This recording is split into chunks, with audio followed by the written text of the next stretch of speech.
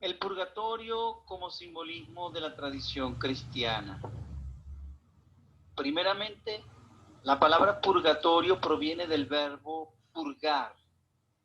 El verbo purgar significa limpiar, y en este caso sería limpiar con agua algo o alguna cosa impura que se considera mala, dañina o peligrosa. En ese sentido, el término purgatorio fue acuñado como simbolismo cristiano por la Iglesia Católica para hacer referencia específica a esa limpieza que tiene que terminar de ocurrir y que en el trasfondo del símbolo, lo simbolizado vendría siendo el primer sendero que debe recorrerse desde la tierra al cielo, y más específicamente hasta el primer cielo, al que uno llega desde abajo hacia arriba, siendo ese sendero donde uno se encuentra de manera ambivalente, donde uno no ha terminado de llegar al primer cielo, pero tampoco te has quedado en la parte más baja y terrenal. Ese vendría siendo el purgatorio, ese primer sendero que se recorre cuando uno se realiza en los primeros grados de espiritualidad. Vendría siendo el primer sendero que uno recorre antes de llegar al primer cielo, que vendría siendo un primer grado de realización espiritual. En este sentido, cuando vamos desde la tierra al cielo, específicamente a este primer cielo, y se llega, bien sea en vida física o en muerte física, porque llega ese el estado de conciencia del alma. Como sea, en cualquiera de los casos nos referimos es a el estado de conciencia alcanzado por el alma en su identificación con la verdad una, desde el cielo de agua, porque el primer cielo es el cielo de agua, en donde esta alma logra un reordenamiento psíquico-corporal de su individualidad humana. Ese cielo al cual se le atribuye esa condición es precisamente el cielo de agua, el que vendría a ser el estado propiamente de la salvación del alma. Porque debemos recordar que quien se salva es la individualidad del ser. En este caso, esa alma que todavía no ha terminado de transformarse en espíritu universal y que requiere del apoyo de este primer estado, que es el estado de la salvación, el estado de salvación del alma, caracterizado por las formas, por las ideas formales, las ideas conformes. Este primer cielo con el que nos encontramos en nuestro camino de retorno a Dios, al Dios Altísimo, es aquel que se encuentra asociado al sacramento del bautismo, según el rito cristiano de San Andrés, y al nombre litúrgico que adquiere Jesús en este sacramento, el cual es llamado el Cordero de Dios, aquel que quita el pecado del mundo, lo cual deberá entenderse como la limpieza de todo pecado que no nos permite entrar a ese estado celestial. debe entenderse como la presencia del defecto que no permite nuestra identidad con lo perfecto del alma humana. Una especie de metanoia o cambio de nuestro estado mental que debe ocurrir cuando somos renovados en el espíritu de nuestra mente para verdadero arrepentimiento y conversión. Al respecto, para finalizar, al respecto con este misterio cristiano del primer cielo de agua, recordemos lo que la sabiduría del rey Salomón nos dice en uno de sus salmos. Abro comillas. Jehová es mi pastor, nada me faltará. En lugares de delicados pastos me hará descansar, junto a aguas del reposo me pastoreará. Cierro comillas. Salmo 23, 1 al 2. Aquí se deja ver cómo el pastoreo comienza a partir del cielo de agua, como el primero de los 3 cielos a recorrer, desde donde se alcanza el primer reposo ontológico del alma humana, que ha logrado la restauración al estado primordial de perfección humana. Y es precisamente en este caso donde el Salmo también nos recuerda que Jehová, Él nos guía por sendas de justicia, por amor a su nombre, y que aunque ande en valle de sombra de muerte, no tendré temor alguno, porque Él siempre estará conmigo. El pecado original.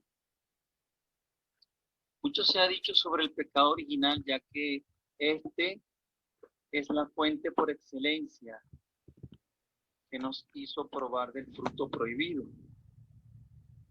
Fruto que resulta agradable al gusto, pero que nos hace pensar que estamos desnudos ante Dios. Aquí se interpreta el pecado original como la pérdida de esa atadura con Dios a raíz de la pérdida de una conciencia espiritual, la pérdida de un estado de conciencia superior donde todo es contemplado desde la conciencia de las ideas eternas. Todo es contemplado desde el estado de eternidad. Lo que nos hace precisamente impuros es precisamente la pérdida de esa conciencia celestial, de esa conciencia espiritual, de esa conciencia superior en el verdadero hombre, porque el verdadero hombre es verdadera imagen y verdadera semejanza de Dios. Entonces, lo que nos hace seres impuros, faltos de inocencia y llenos de pecado y culpa es precisamente la exaltación del ego, debido a que el ego, cuando es exaltado, lo hace ante el altar del individualismo, ante el falso altar del individualismo humano, el cual no reconoce ninguna autoridad que no sea la de él mismo. Entonces, en el individualismo, que no es lo mismo que individualidad, recordemos que la individualidad no es ni mala ni buena. La individualidad simplemente es. Lo que sucede es que el exceso, el uso excesivo de ella, haciéndola el centro de todo, nos conduce de la individualidad al individualismo. Y en el individualismo de nuestro ser es donde ocurre precisamente esa pérdida de conciencia pura y superior. En el individualismo de nuestro ser somos susceptibles al uso y abuso de nuestra individualidad. El individualismo lo podemos definir como la negación de todo principio superior a la individualidad, con lo cual pasamos a estar desnudos cuando reemplazamos la doctrina de Dios por la doctrina de los hombres. Reemplazamos la idea del hombre por el hombre y sus ideas. Desde ese momento, nuestro pensamiento humano nos hace comer del fruto prohibido y dejamos de ser niños en el sentido positivo de la palabra. Es decir, dejamos de ser puros de corazón, dóciles de corazón, abiertos a la verdad, libres de prejuicio, y perdemos esa obediencia del corazón sensible. Eso es, según el Génesis, lo que le sucedió a nuestro Adán, que cambió su túnica de luz por una túnica de piel. Es necesario volver a reconocernos como lo que somos, un espíritu que no se conoce a sí mismo. Recordemos las siguientes palabras evangélicas. Abro comillas. Otra vez os digo que si dos de vosotros se pusieran de acuerdo en la tierra acerca de cualquier cosa que pidieren, les será hecho por mi Padre que está en los cielos. Porque donde están dos o tres reunidos en mi nombre, allí estoy yo en medio de ellos. Cierro comillas. Evangelio según San Mateo 18, del 19 al 20. Aquí debe asimilarse el misterio de la triple unidad o el misterio de la Santísima Trinidad, donde el Hijo y el Espíritu Santo son los que deben ponerse de acuerdo en la tierra para que sea entonces finalmente el Padre, el Espíritu Celestial, quien conceda todos los bienes sobrehumanos desde los cielos. Dicho de otra manera, el cuerpo y el alma son los que pactan el acuerdo de una alianza con el cielo, desde la tierra con el cielo. Esa alianza cielo-tierra junto con el Espíritu universal.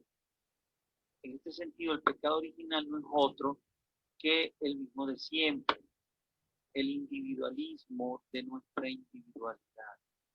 Individualismo que mata toda universalidad.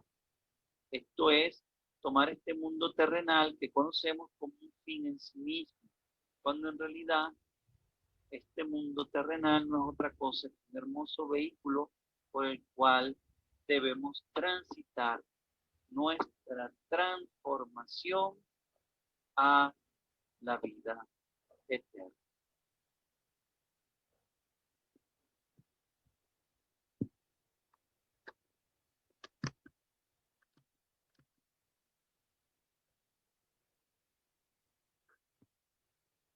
El sacramento del bautismo. El bautismo es el primero de los sacramentos de la Iglesia que da nacimiento a la luz del Espíritu Santo, de la cual siempre hemos sido portador y que nos permite reconocernos a nosotros mismos desde este primer sacramento, que representa un acto ritual que nos hace volver a nacer, pero esta vez del cielo. buscando en el corazón sincero el arrepentimiento del pecado y su conversión a los evangelios. El bautismo representa el primer paso que marca el iniciado en ese camino espiritual a recorrer. Marca el inicio del camino espiritual que tiene que ser recorrido por el cristiano que ha sido iniciado en los misterios de la vida simbólica de Jesucristo, donde el cristiano participa en el sepulcro de la muerte de Cristo, así como en la gloria de su resurrección. La palabra bautismo, según las escrituras originales, significa inmersión o zambullir, por cuanto es el ser individual que debe nacer de nuevo, ya no como ser individual, sino como ser universal.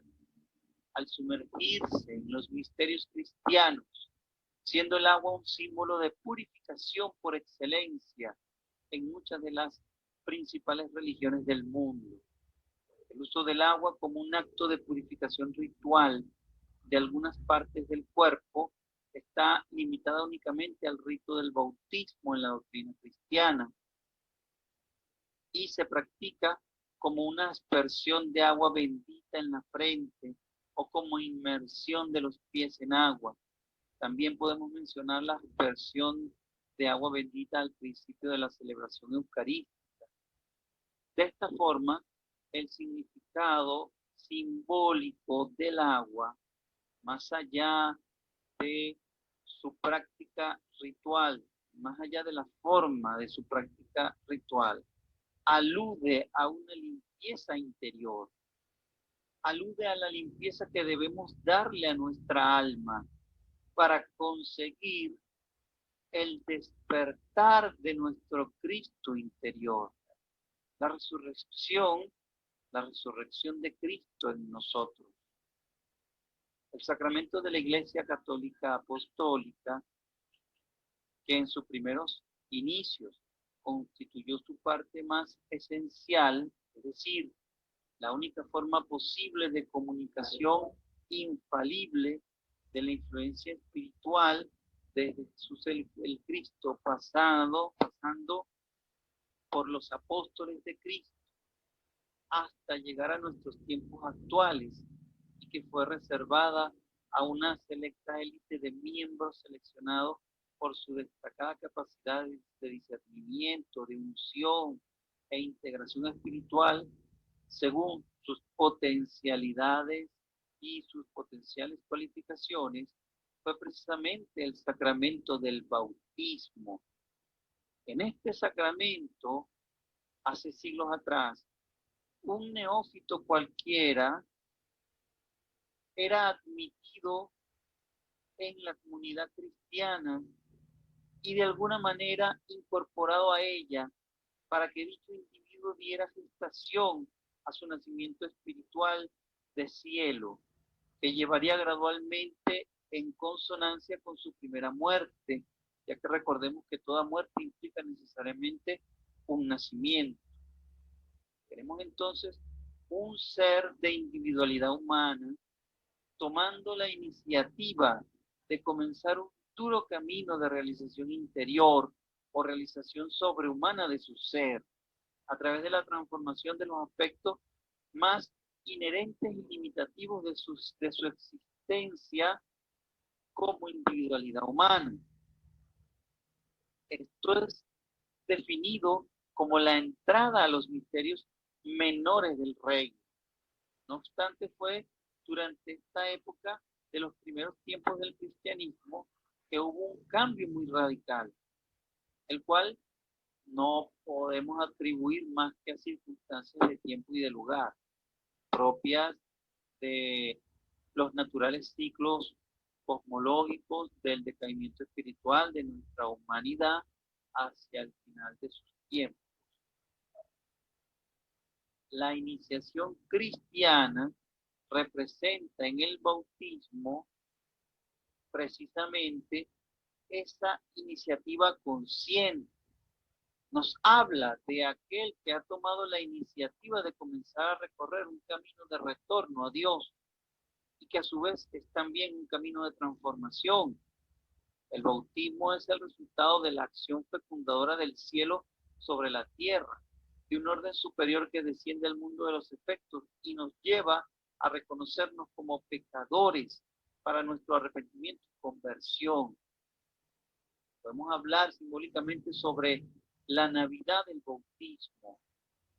Diremos en este sentido que Dios es quien nos llama desde sus tinieblas a su luz, porque es Nochebuena, la noche que nació Jesús. Para nosotros, en el rito cristiano de San Andrés, vendría siendo, después de recibir el sacramento del bautismo, completar los 6 sacramentos siguientes, sin los cuales el iniciado no pudiera completar su iniciación, recibiendo todos los distintos grados de realización interior, de realización espiritual, así fuese de manera virtual, como una virtud tan solo recibida y reconocida en potencia dentro de él, hasta que su conciencia pueda actualizarla, siendo posible que el verbo se haga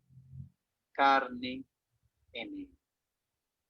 Ya para finalizar, es necesario que el iniciado en los misterios cristianos recuerde que la verdadera muerte, que va más allá de la muerte física, y esa muerte sería la muerte efectiva, en la que precisamente nos hace morir de un estado inferior de conciencia, un estado profano, para hacernos nacer en un estado superior de conciencia, un estado de conciencia iniciática, que nos hace nacer del cielo, como una verdadera resurrección a la vida eterna.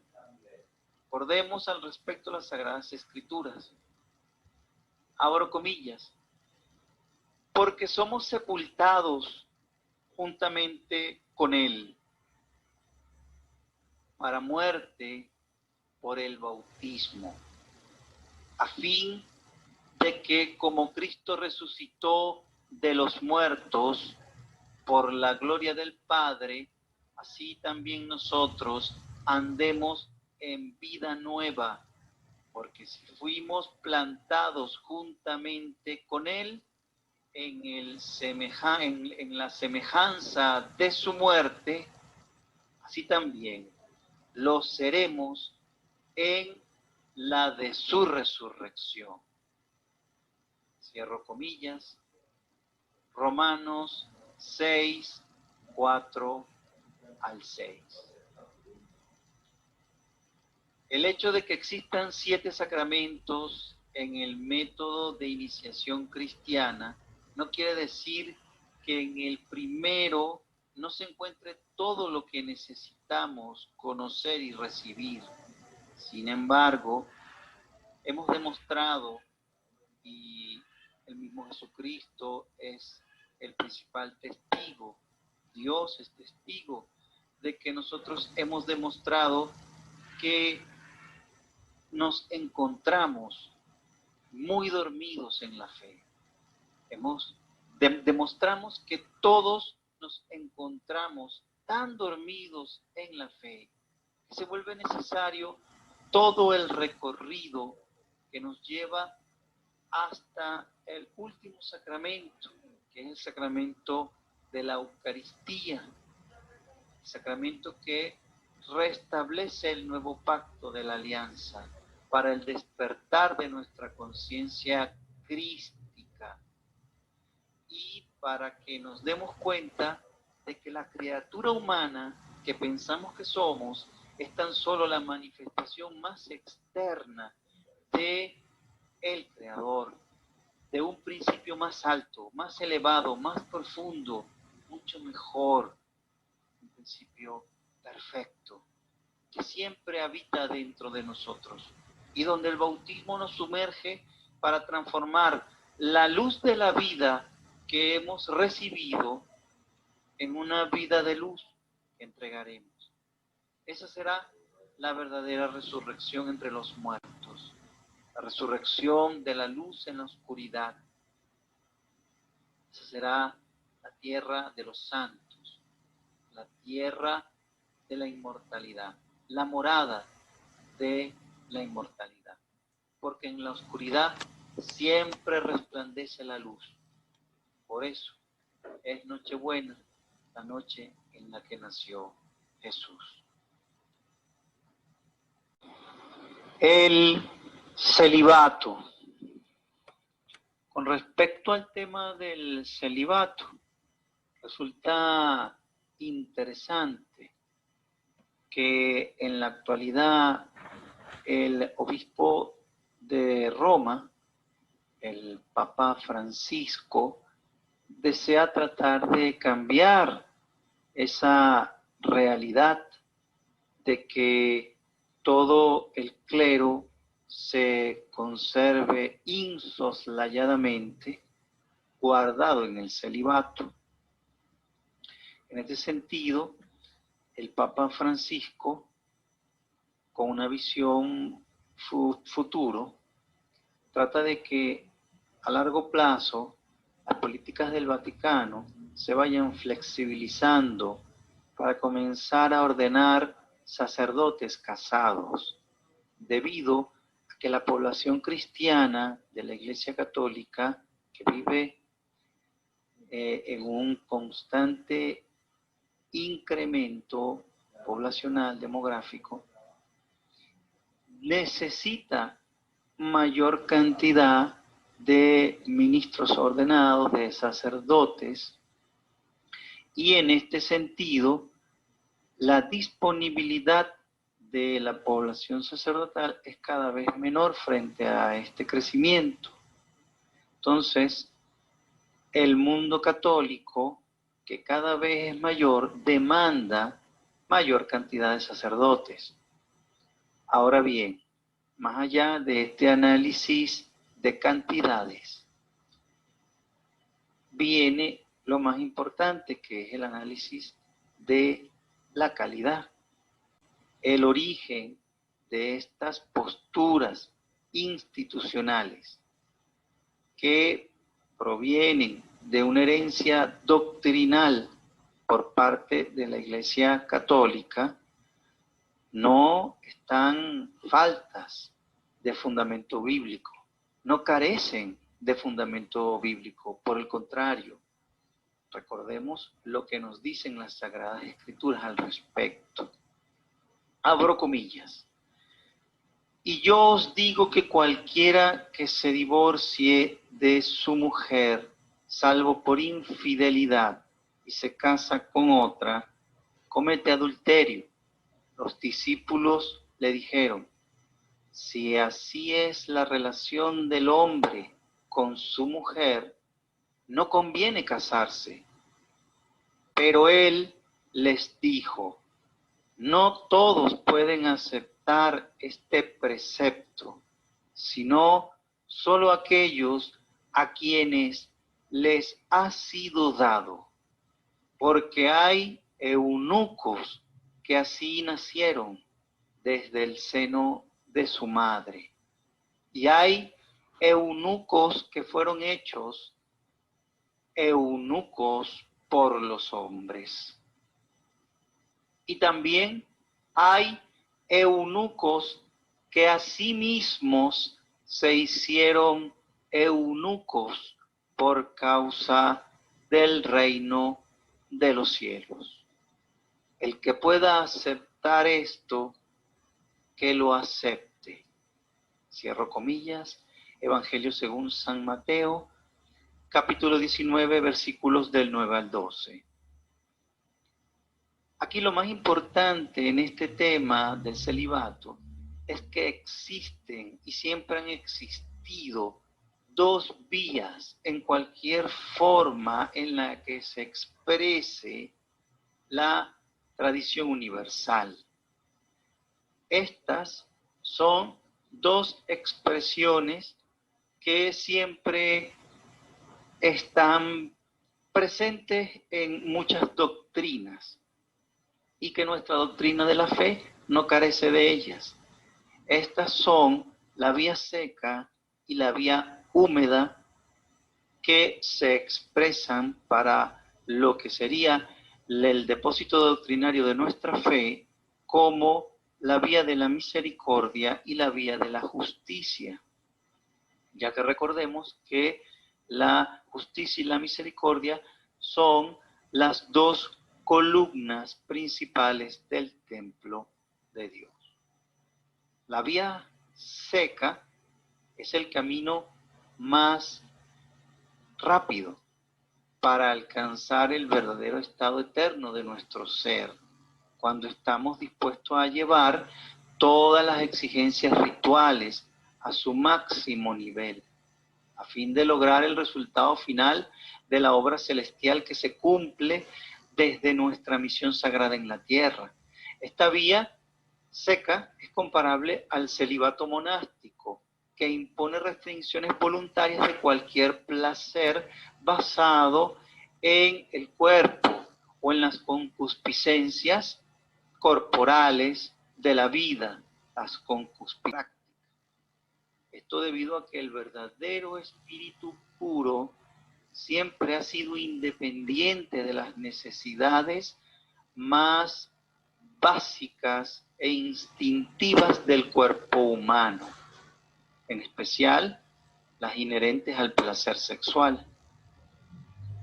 Ahora bien, si esta es la vía de la justicia, la vía de la misericordia vendría siendo la vía húmeda, la cual, por el contrario, a la vía seca, es mucho más flexible en su forma de llevar a cabo la obra transformadora en el espíritu, la obra de transformación espiritual, tomando un camino mucho más largo que la vía seca, de cara a la obtención del resultado final, con un menor esfuerzo, pero sostenido por mayor tiempo a nivel carnal.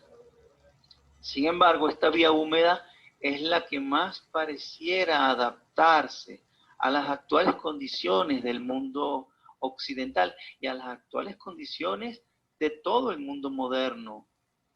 Podría hacerse una comparación entre esta y ciertos métodos tántricos propios de la tradición hindú, en función del énfasis puesto en la preparación y depuración física necesaria para llevar a cabo la gran obra, lo cual requiere de ciertas abstenciones rituales de tipo sexual, de tipo alimenticio, de tipo familiar, de tipo social, entre otras. Y que todas ellas son minimizadas en esta vía flexible, en esta vía misericordiosa, en esta vía húmeda, en atención a ciertas necesidades propias de la individualidad de nuestro ser. Ya por último, sería propicio la ocasión para recordar lo que nos dice las Sagradas Escrituras para todo aquel que quiera buscar una formación sacerdotal, todo aquel que aspire a ser ministro ordenado, todo aquel que aspire obispado, todo aquel que quiera llegar a ser pastor, reverendo o cualquier guía espiritual en la tradición cristiana. Al respecto, recordemos las Sagradas Escrituras, que nos dice en la primera carta de Timoteo, capítulo 3, versículo 1 al 5. Palabra fiel: si alguno anhela obispado, buena obra desea. Pero es necesario que el obispo sea irreprensible, marido de una sola mujer, sobrio, prudente, decoroso, hospedador, apto para enseñar, no dado al vino, no pendenciero, no codicioso de ganancias deshonestas, sino amable, apacible, no avaro, que gobierne bien su casa, que tenga a sus hijos en sujeción con toda honestidad, pues el que no sabe gobernar su propia casa, ¿cómo cuidará de la iglesia de Dios?